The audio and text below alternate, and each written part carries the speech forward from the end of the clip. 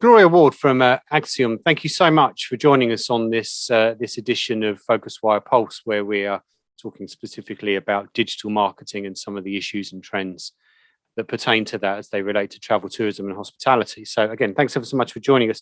I thought it would be really useful before we dive into the overarching subject at hand, if you could talk us through a little bit about what's the kind of current state of the travel industry and how important.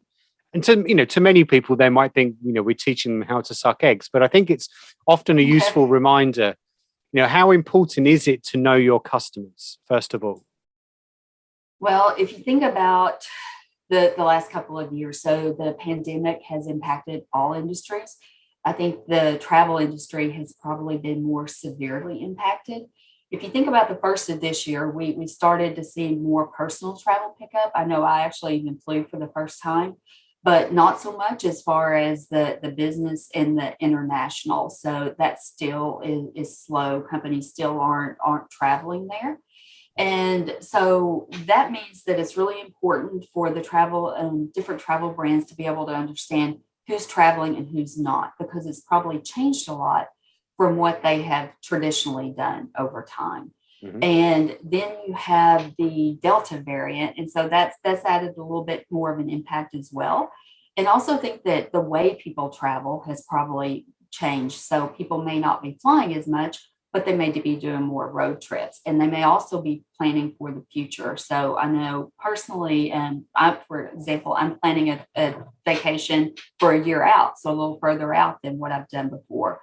And so it's really important to be able to understand what your customers look like today. And it's probably very different than it has been in the past. And to do that, you have to really understand the data and the identity and who your customer is. And you need to be as certain as you can on who the consumer is, which that means getting identity right and what they're likely to do. And so when you think about identity and data, it's important to think about it from the enterprise level as well, because when you're thinking of identity and identity management, it's not just about marketing, because when you think about customer experience, it's not about marketing. It's where you're engaging with them everywhere across your brand.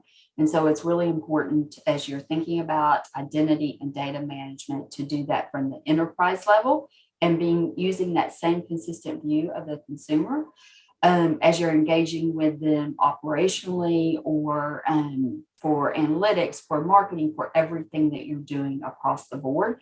And so if you know who that consumer is with confidence across everything that you're doing and how you're engaging with them, then you're going to be in a better position to be able to serve to serve them with relevance across that whole journey with you. And what are some of the tactics that have being used up until now? Obviously, cookies is one. Are there any other kind of important ones that are worth reminding everybody about at the moment? Well, one of the things and when you're thinking about third-party cookies and how that change has come about, there's other changes as well that are happening. So you have the convergence of martech and madtech, and I think that's an important one, because as those have merged, you really have to understand the consumer from the known space as well, and being able to collect that right data and understand them. And that's going to inform what you're doing in the digital space as well, in ad tech. And so being able to connect those two together is extremely important. And it's not something that is easy to do. And a lot of times what clients have been doing is just investing in a single technology that's only focused on one piece of that. And then that's just creating more data silos. And so more disconnected, disparate data that has to be connected. So that's definitely a challenge. Yeah, indeed. So, I mean, this leads us naturally to the important part of our discussion then, Gloria, which is Google's plans for the end of, third-party cookies. We've seen it called everything from the demise of cookies to more dramatically the death of cookies and all this kind of stuff. So depending on how dramatic you think it is, I mean, before we get into the tactics, just give us the background to what the cookie system is and why they're changing it and when, because we know the last part has changed slightly recently. Yes. So when you think about it for brands, they're using third-party cookies today, probably across their ad tech ecosystem. So they're using third-party cookies to be able to personalize when someone hasn't authenticated.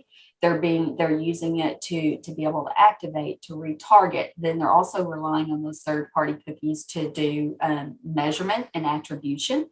And if you look, there's been changes across this period, probably the last 5 years, that have been impacting this a little bit at a time. So if you think about it, Google's not the first browser to start blocking cookies. There are actually several other browsers that are already blocking them. You're also, if you look at it, you see a lot of the blocking that has been done. I think there were some studies that were done that probably 64% of the cookies that are being done are actually being blocked anyway.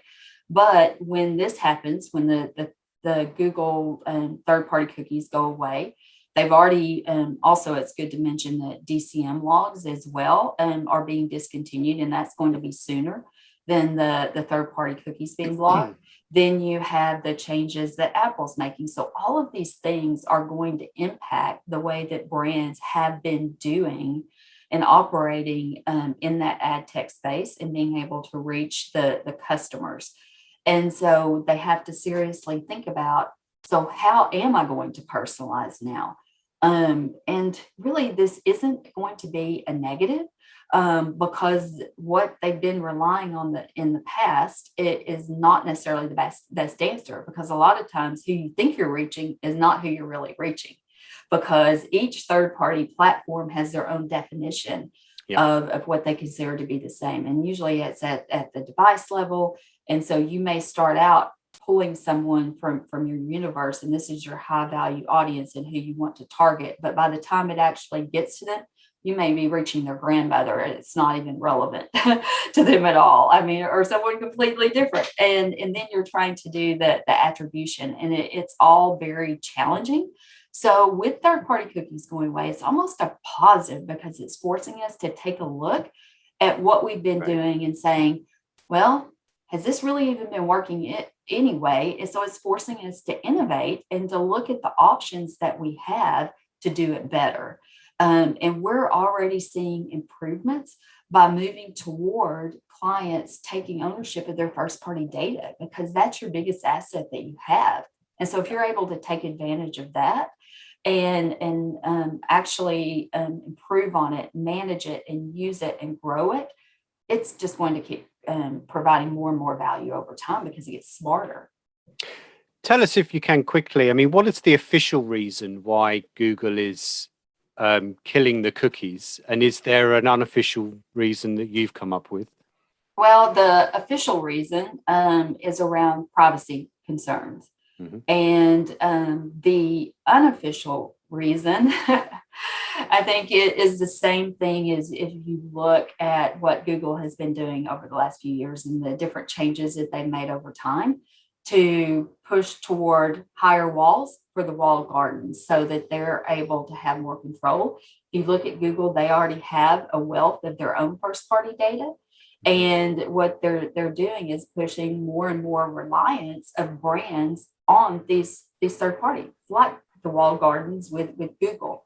And when you do this, you're basically, as a brand, paying like rent for using your own customers. And there's no reason that you can't build up your own first-party data and being able to take control and do a lot of this yourself. Not saying the walled gardens are going to go away completely, but it's time for brands they have a wealth of information, a wealth of data, and take control of it and make more intelligent, informed decisions about what is the right combination of media spend to get you to the right where you want to be to make those improvements. But it's really putting the ownership back is what you're being forced to do. Now, you said just a moment ago, Gloria, that it was something to embrace and see as an opportunity rather than everyone be scared about the death of cookies. But I imagine the process of having to change why you do something might give some travel brands pause to be a little worried, or is it just a mindset thing that perhaps they will be worried and it's just another task that they've got to get their heads around on top of the 101 other tasks that they're all doing as we go through this recovery period? Right. Brands are definitely worried about it. At least the ones that we've worked with have been across industries. And there's been a little bit of a reprieve because that date has been pushed out. It's much different than when you were having to prepare for CCPA or GDPR, Right. because then you had a definition, and this is what you had to do. This is how you would get it done. With the third-party cookies going away, there's not a single answer. So there's not going to be, this is what you have to do and start using this now. There's actually multiple options that are out there, and it's going to take a combination of those to be able to get to the same level of reaching what you're doing today. But what we're finding is, and what we recommend for our clients to do, is to test the different options and to create a plan, like a test and learn plan. And what we're finding is, we're working with clients to do this, is that we're actually getting better results than what they were seeing before. There's a lot of media efficiencies and even better responses because you're improving who you're targeting and what you're concentrating on. And what we are recommending to clients is really four-prong approach. Is first, build out a private identity graph so that you're taking ownership and management of that first party data, because you have to get identity right in order to be able to connect all of the data that goes along with that and that behavior data, so that it's being tied to the right person. And then using that first party graph, you can test things like the emerging technologies. So if you look at LiveRamp's Authenticated Traffic Solution, ATS, if you look at Flock, if you look at Trade Desk, UID, all of those, they don't have the scale they need to be the answer on their own. So you're going to have to use a combination of those. And when you're building out a private identity graph, especially, it's really important that it be one that's going across both of your known and your digital, so that you have that full omni-channel view. And to be able to bring in the IDs from these different technologies, so that you have those almost like a key ring. So you have, here is Kevin May, and here's all of the IDs that are associated with him. He's a male and he's in this area, and you have all of these different attributes and IDs that are tied to them. And then you can look at all of the activity and behavior as you've engaged with a brand, from anonymous all the way through, and look at that activity and be able to make better decisions, and to be able to personalize, and to be able to measure and target you where you want to be targeted, and with relevant messages. Are there any other? Last, Sorry, go ahead. I was just gonna say, there still is going to be a place for the walled gardens. It's just that you'll be able to make the smarter decisions on what is the right mix between your first party and that third party in order to get the best results and the most effectiveness. Are there any other tactics that you would be advising people to be thinking about? I sense from your answer there, Gloria, it's, there are actually a number of options and testing them all out. Yep. Some of those actually more difficult than others. Is this a new kind of learning that marketers are having to go through, or is it fairly straightforward? Nothing ever seems to be straightforward in this industry, but you know what I mean? Is it something that's going to be easy to do? No. Well, it's not impossible, but it's not something that you can do overnight. One of the things that, and I didn't mention this earlier, but it's extremely important, is that when you start looking at this hybrid approach and the changes you're going to have to make, it's not just a new technology that you're going to slip in and it's going to be in place, one of the things, I actually led our identity consulting for a number of years. And one of the things when you're bringing and making these type of transformations, it's not just technology. You're going to need to look at it from an organizational perspective. You're going to look at it from a business process perspective. And it's a change in how you're doing business. It's a shift. You're going to have to change up how you're doing marketing. You'll have contextual marketing. Actually, retargeting is going to be challenging regardless. There's not an easy answer for retargeting. So as you're looking across this, it's going to take a while. So it's great that you have some extra time, but don't wait till the last few months and think you're going to be able to do it, because it's not an easy change that you just slip something in and you start using it. It's really a shift in how you're thinking about it, but it's going to be one that the value that you gain from it is not just going to be the first year. It's going to continue growing, and it's really going to be a change in how you approach everything, not just marketing. Like I said, it's going to have an impact across the enterprise and the value that it can provide. Think about data governance.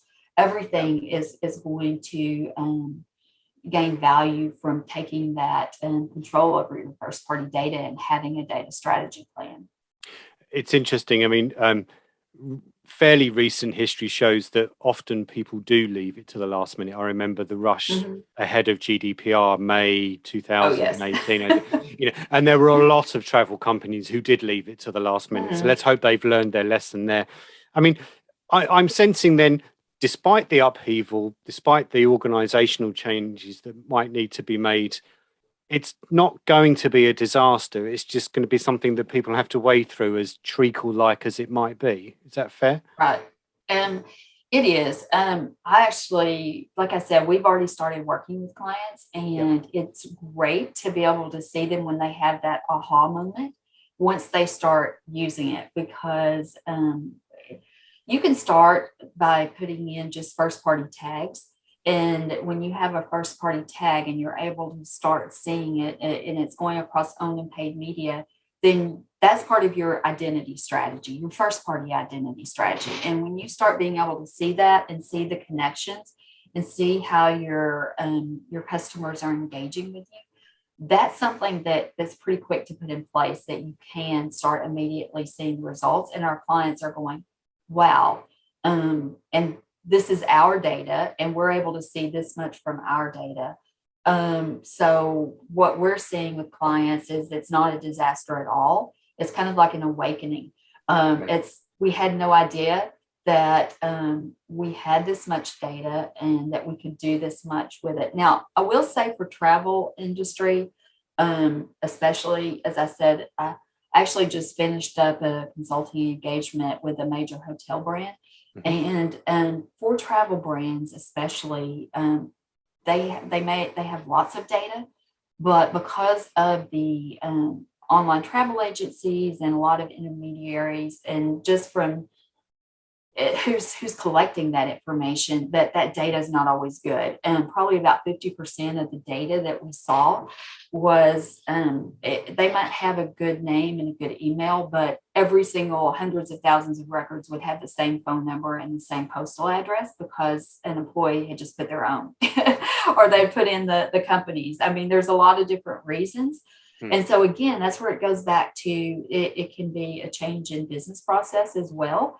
And so one of the things we like to do is to help clients understand what's the least amount of data I can collect that's going to give me the best resolution, that I'll be able to recognize them. How do I correct that data and fill in gaps in that data? And you can bring in sources as well. So a lot of times our brand doesn't have like the full footprint of their marketable universe. There are ways that you can bring that in. You can also bring in data that's going to help you in being able to extend and increase your match as you're moving to that digital world as well. Okay. Gloria Ward, the Vice President for Identity Strategy at Acxiom. Excellent tips, excellent context. Thank you very much for joining us on this edition of PhocusWire Pulse. Really appreciate your time. Thank you. Thank you.